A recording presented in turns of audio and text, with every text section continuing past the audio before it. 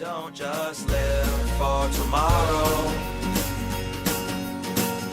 or just live in yesterday.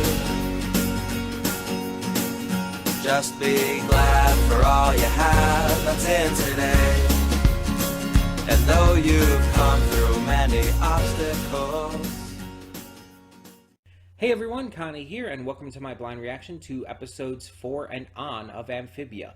That's right, we're finally doing it. We are finally doing the and on of Amphibia reactions again.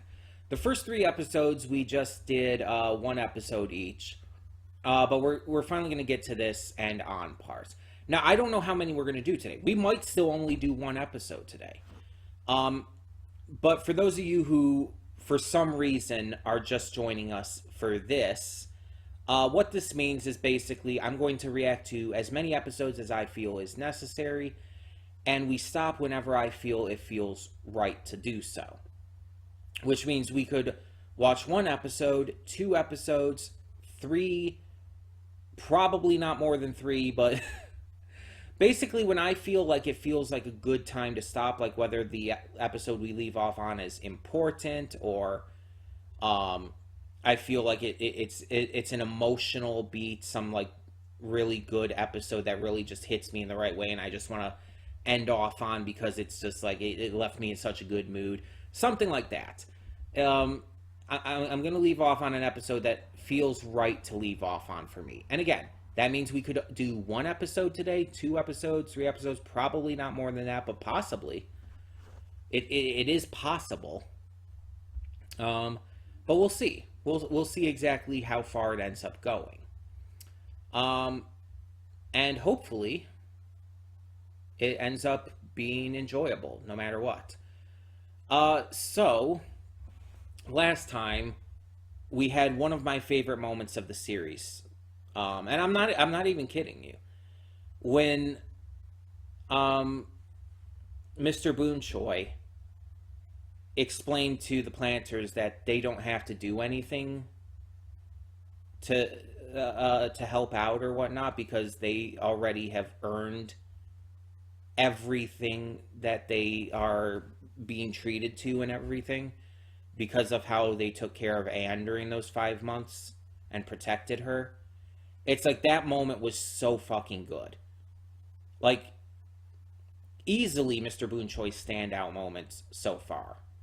And again, one of the standout moments of the series so far. I'm legitimately saying the entire series.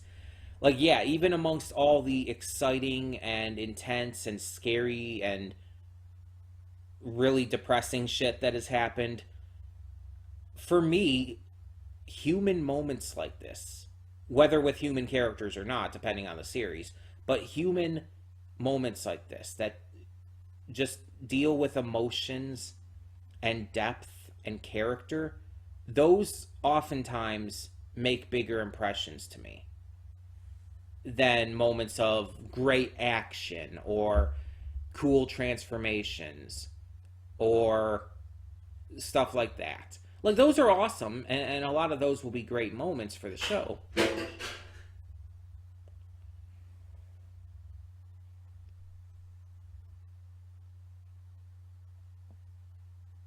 That scared the bejesus out of me. I'm not even kidding. Like, I had to take a moment to breathe there, because that legitimately scared the absolute shit out of me. I know exactly what that was, by the way, if you heard that in the background. We have like this little mirror, this little like stick-on mirror that like suctions to the side of the shower wall, and it falls occasionally because, let's be honest, it's cheap. And it just scared the shit out of me. Like, oh my god, my heart is racing. That's why I had to take a moment there to just regain my composure, because it's like, that scared me so fucking bad. The only thing it didn't do was like jump scare me. Like, I didn't like jump or anything, but Jesus. What was I talking about? Oh yeah, sometimes those more heartfelt moments and all can be more impactful to me than a lot of the cool action-filled moments, even though those can be great too. But yeah, that moment with Mr. Boonchoy was just amazing. And both segments of last episode were pretty great. We just got some really good character work and stuff, and getting to see more with just this family and the people around it and everything is something that is definitely working. Is something that I was worried about, but is definitely working. And again, Anne is still focusing on trying to find out how to get back and how to save her friends who are still there and everyone in Wortwood and Amphibia as a whole. Like, that isn't being abandoned. It's still being mentioned constantly. And I like that. Even though we are having some things that are technically more slice of lifey, we are still focused. It's just, what do they do? There's not much they can actually do, so it's like they're doing research, trying to figure everything out they can, and they keep mentioning it. They keep bringing it up, and that's what's important. Because they're making sure that we as viewers understand that this is still the big thing on their mind. So, I really appreciate that. But now we get into this episode or episodes. We'll see how it goes. So, when the screen fades to black, pause this redirect and go to the description below. Follow the link to the reaction, and after you watch it, come back here to the redirect and resume play. Because after it fades to black and then fades back in, everything from that point forward will be my afterthoughts and will contain spoiler to the episode or episodes that we watch. So, that being said, thank you so much for tuning in, and I will see you at the reaction. And we are back, and we'll begin with spoilers in 3, 2, 1, now. So I never really know what to expect with this show. It's caught me off guard so many times that I've lost count. And it really... It has really impressed me. I've stated this before. I think I talked about it in the last video. But it's really turned around in such an impressive way that it's almost kind of become a different show than where it was at the beginning. Or at least it feels like that. It's become so fucking good. And I've become so invested. Obviously, we continued right into Season 3 from Season 2, which I don't normally do for shows. That tells you how invested in this I've been. But this is really just really hitting marks for me. It's I think very abundantly obvious how white I am. But I'm also someone who very much values and appreciates other cultures. And I try my best to learn about them when I can, but it's not always so easy. There's not always a lot of opportunities with just where I'm at in my life. And just having very little transportation. And I could do research online, but oftentimes I find that difficult just on a personal level too. So I like it when stuff that I already just enjoy doing naturally kind of melds into that. One such example is there's this Japanese cultural festival that's not too far away from me that I've gone to a couple times. And I love like these kind of festival kind of things. They have performances, and you can get calligraphy done of different kanji and stuff. They have food and drinks and stuff, origami, all kinds of things like that there. And it's held at a Japanese cultural center. It's really cool, and I've had a lot of fun the couple years I went, and I definitely want to go again.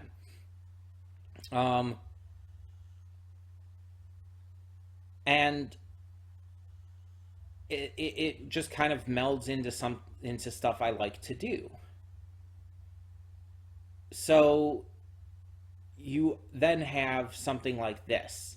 It's like, I love watching cartoons, obviously. I love doing these reactions. So when something I'm reacting to ends up having this huge cultural significance to it and explores that with its episodes and all, that's a huge positive for me because it allows me to learn a little bit more about these cultures through these shows, through just watching a cartoon that I love. And so this really impressed me and really invested me. But let's talk about both of these episodes back to back. Let's talk about Fight at the Museum, or both of these segments, I should say. Fight at the Museum first. So this episode in total was obviously extremely important, and this is obviously the segment that started that. So Anne is extremely tired. She's been spending possibly multiple nights of all-nighters trying to research ways to get the planners home, and unbeknownst to her parents as well, to help fight for Amphibia. Because that is their main goal when they get back, to save Sasha and Marcy and to fight for Amphibia. So they are told to head to a museum by Anne's mom, and mostly just because Mrs. Boonchoy feels that Anne needs to study up on stuff since she's been gone for 5 months. So they head to the museum and they end up finding this ancient jar, and it has what looks like amphibian markings on it. They talk to the curator there, Dr. Jan, and she is a bundle of joy, by the way. She is so likable. Like, she's so fucking fun. She's such a nice, fun, hilarious, just likable person. I said likable twice, but fuck it. She's that likable. Like, oh my god, she's so fucking likable. And she's adorable, too. It's like, I love her so much. It's like, it's just like, just one of those characters that I just instantaneously love. But Anne is, having trouble and everything, and she decides to turn her down, because she's, not really doing too well without sleep. But also, just, they don't feel like, bring someone into this might really help and all. Anne decides instead that they're going to pull a heist and literally rob the museum at night. And it's like, Anne, I know you're tired, but that is never a good idea.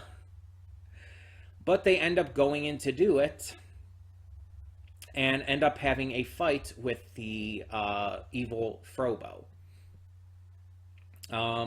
who is still tracking them down. Evil Frobo and them have a fight. Hop Hop yells, "Eat the rich," and chops off Evil Frobo's arm with a guillotine, which is the fucking best. I love that joke so much. And they eventually are able to defeat it using a skeleton that they dropped from the ceiling, because it was hanging on the ceiling and all. However, the evil Frobo is able to get back up, but Dr. Jan and some security guards come in at the right time, and because of evil Frobo's orders to not be seen by humans, he has to leave. Dr. Jan covers for Anne and them, and decides to help them out after all, because she's just so invested in what's going on.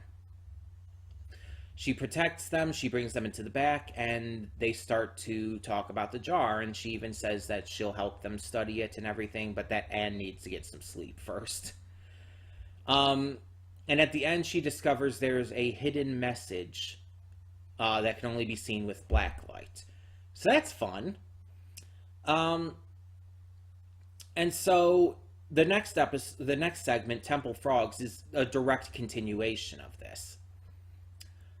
I don't know how long it had been, maybe a day or two, but Anne gets a message from Dr. Jan about going to, find out what Dr. Jan found out about it. Which, I mean, I presume it's probably the very next day, considering all she wanted to show her was what was seen in the blacklight and everything. Which is obviously what she discovered the night before, so. But she finds out from her parents that they're supposed to go to the Thai temple. Um, to do their normal stuff, and because Anne hasn't seen no one has seen Anne for 5 months and everything. Anne doesn't want to go because it's just kind of become, an ordinary thing for her in her life. She doesn't really see it as special because of that. But her mom basically tells her she has to go for at least an hour. After that, she can go to the museum, but she has to go for at least an hour. So they go there, and the planters start to check out things. Hop Hop checks out this dance stuff going on. Sprig checks out this ball game. I think it's I don't think it's volleyball though. It looked a little different, but I might just be wrong. I don't know. And Polly goes to this Thai class where she starts showing off how much Thai she's learned from watching Mrs. Boonchoy's Thai videotapes or whatever. Which, by the way, I love that there is a lot of just characters speaking Thai in this. It is so good to see that in a series.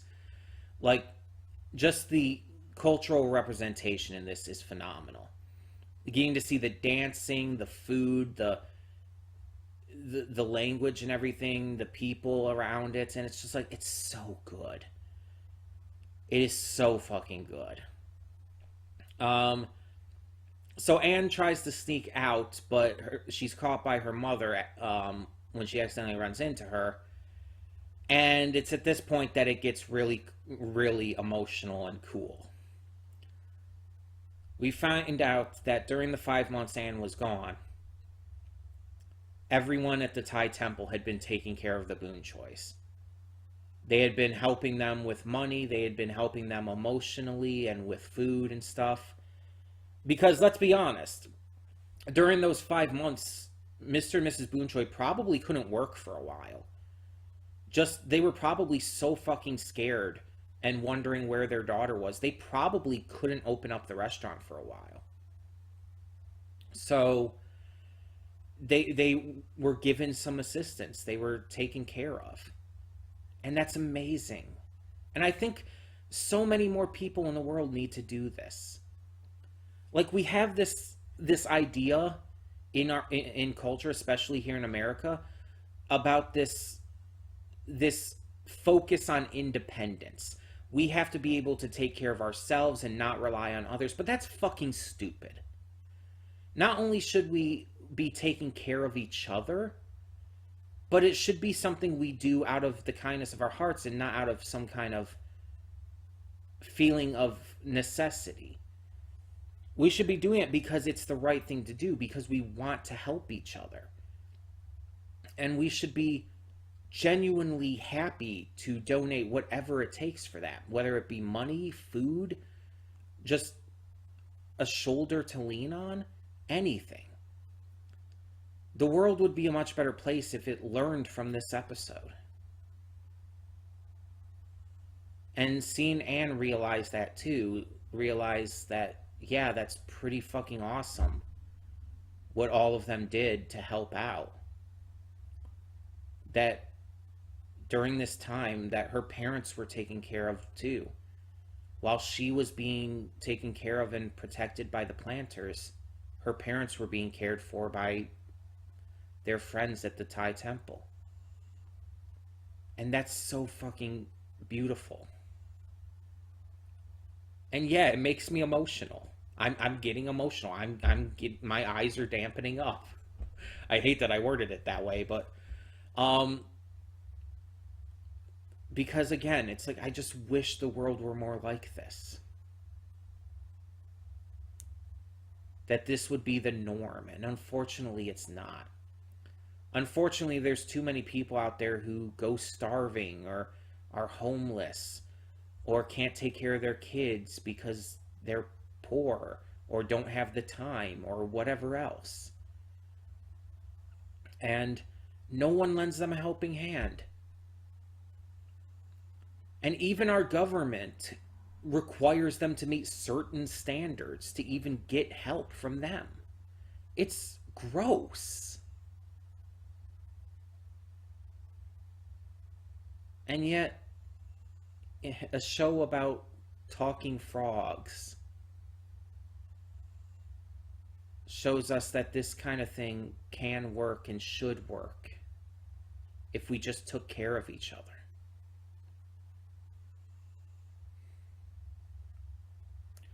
I talked about in the pre-thoughts how the Mr. Boonchoy moment was one of my favorite moments from this series so far. This moment definitely surpassed it for me. And I don't know if I would say it's my favorite moment from this series. That's very hard to quantify at this point. But it's definitely up there. It's that good for me. It's so powerful, so emotional, so beautiful. And I love it. Anyways, Evil Frobo ends up hearing about the plans to go to the museum and all. And so he sends some drones to interfere and intersect Anne and them before they can leave the temple. In a state of solidarity, everyone at the temple teams together to take out the drones. And the humans, even not knowing exactly what's going on, because Anne has to lie and say it's about this middle school paper and everything. Everyone nonetheless teams up together. And even agrees to just ignore whatever is going on with the planters. Because they're friends with Anne. And it's a current representation of that same solidarity and love that they showed from what we heard from Mrs. Boonchoy during those 5 months.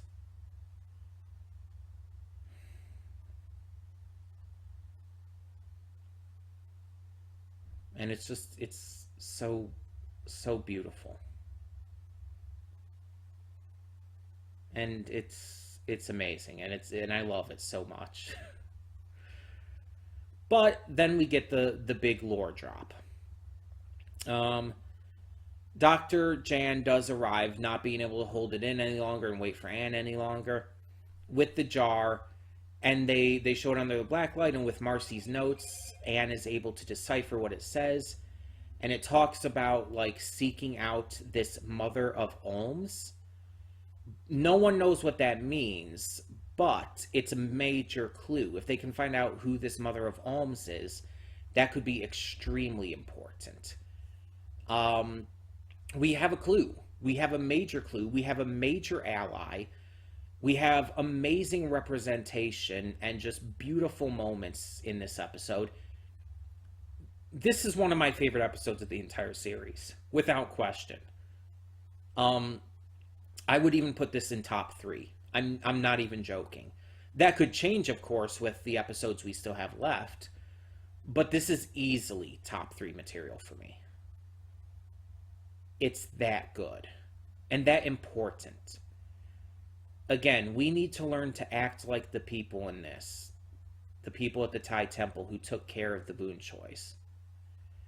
We need to learn to be there for our fellow people. And make the world a better place because of it. But also, Hop Pop is a flat earther. Yeah, I'm not going to let that go. I'm not going to ignore that fact. Hop Pop is a flat earther, and I am fucking... I can't even process that. The only thing I can think of is Amphibia flat? Is Amphibia a flat, quote-unquote, earth? That's the only thing I can think of with that, because it's why else would he say that? Why? Oh my god. How? I know it was probably just meant for a joke and not to be taken in any way seriously, but still. Oh my god. It reminds me of Kipo in the Age of Wonder Beasts, where Dave thought the earth was flat and was telling that to the Newton wolves. And it's oh my god, Dave. Oh my god. And even like Kipo was like that. Even Kipo was just so thrown off by that. It's like, oh my god, Jesus fuck.